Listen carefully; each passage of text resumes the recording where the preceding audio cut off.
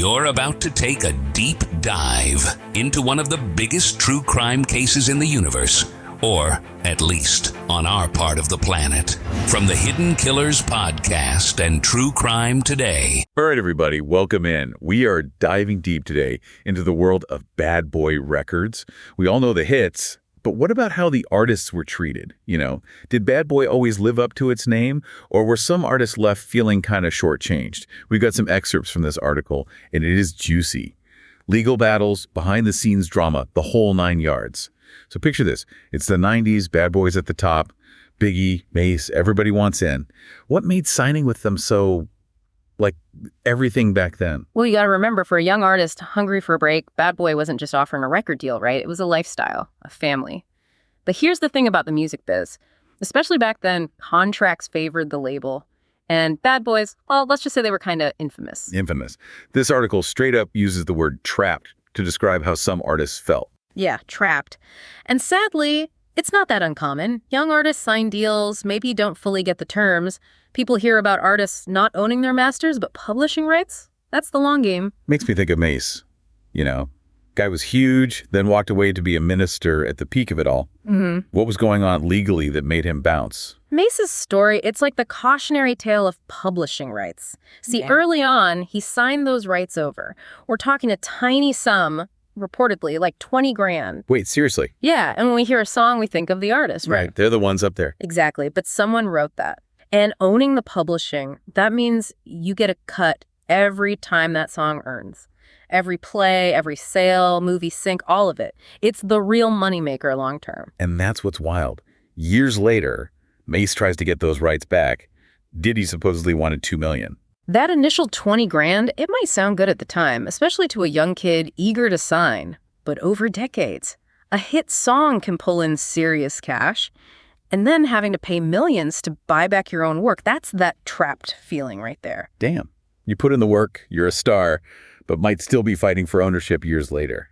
That side of the music industry, I bet a lot of fans have no idea. Now, Mase, he mostly kept things quiet, right? The Lox, though, they went full-on public with their issues with Diddy. Suddenly, it was everywhere. And that right there, that's key.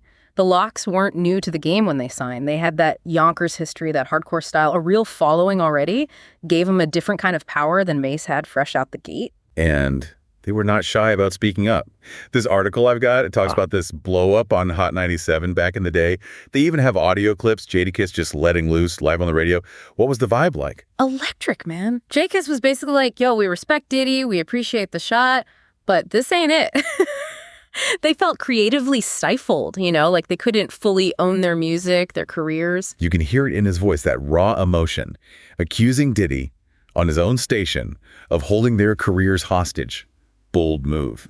So did it work? That pressure get them off Bad Boy? It did. All that attention, the media, it was too much. Diddy let him out the contract. But the article, it hints at the cost. Public feuds, maybe some industry bridges burned. Not exactly clean. There it is, right. Even when you win, these things leave a mark. Makes you think about the price of calling out the big dogs. The Lox had the clout to be heard, but what about artists who don't? That's what sticks with me. The Lox got out, took guts. This article, though, it mentions others, big names even, who hinted at similar Bad Boy stuff. But most stay quiet. What keeps artists from speaking out, even if they feel wronged?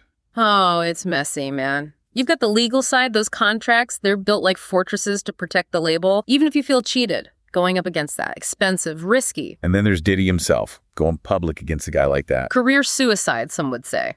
It's that old thing, right? Don't bite the hand that feeds. Even if the grip is a little too tight sometimes. Exactly. And Diddy's power in the industry, it's real. Speaking out could hurt you beyond just Bad Boy future deals, radio play, the whole nine. Makes you wonder if even a few are talking publicly.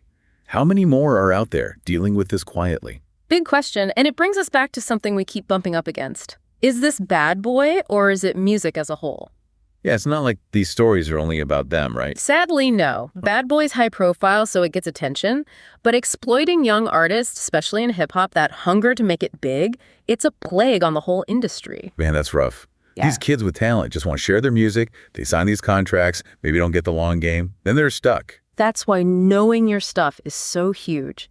If you take one thing from this whole deep dive, let it be this. Knowledge is power. Aspiring artist. Read every single word of those contracts.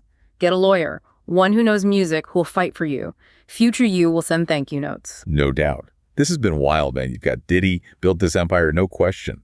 But then you hear these artists, what they went through, helped build that same empire. Yeah. Makes you think about the cost of success, not just money, but lives, legacies, all of it. It's tangled, man. No easy answers. Diddy's legacy, it's got the good and the bad woven right in. We're left thinking about the price of fame, the weight of those contracts, and artists owning their voice, owning their art. That's the big one. Well said.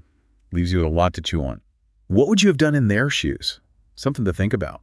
Until next time, everybody, keep asking the tough questions and keep diving deep. In a world where the darkest secrets lie just beneath the surface, They said it was an accident, but the evidence says otherwise. where hidden killers roam unnoticed in the shadows. I think you would definitely be looking at a blend of toxic, very bad narcissistic personality traits, and they will be vengeful and possibly resort to violence. Join Tony Bruschi as he uncovers the truth behind the most chilling cases. They said it was an accident, but the evidence clearly says otherwise. Each episode, we dig deep into the minds of those who commit the unthinkable. To your point on narcissism, he thinks in his own mind how witty he is. Yeah. But he lost that jury. I was done with him in 2 minutes. From unsolved mysteries to infamous crimes. Geez, you've just talked about how you taught yourself how to do everything under the sun.